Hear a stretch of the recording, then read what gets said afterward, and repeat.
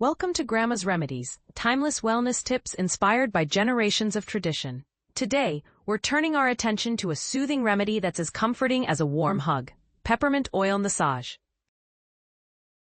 This traditional method has been lovingly passed down through the years to help calm the tummy and bring relief from uncomfortable bloating and gas. If you've been feeling puffed up or uncomfortable after meals and want a natural alternative to over-the-counter meds, this gentle remedy is just for you.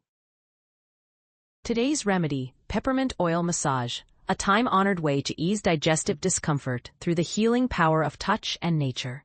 Here's what you need: 2 to 3 drops of peppermint essential oil and 1 tablespoon of carrier oil, such as olive oil or coconut oil. How to make it: start by combining the peppermint essential oil with your chosen carrier oil.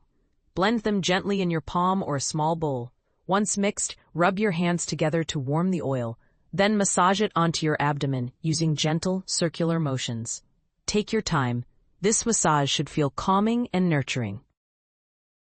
Why it works: peppermint oil is known for its soothing and antispasmodic properties. It helps relax the muscles of the digestive tract and can ease gas, bloating, and abdominal tension.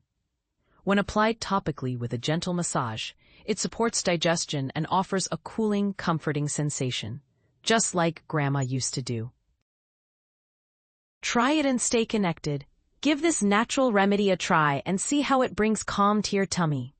Don't forget to follow Grandma's Remedies for more timeless wellness tips, so you're always in the loop when the next gentle healing tip drops. Together, we're rediscovering the beauty of natural care. Disclaimer: this video is for educational purposes only. Always consult your healthcare provider before using essential oils or herbal remedies, especially if you're pregnant, nursing, or managing medical conditions.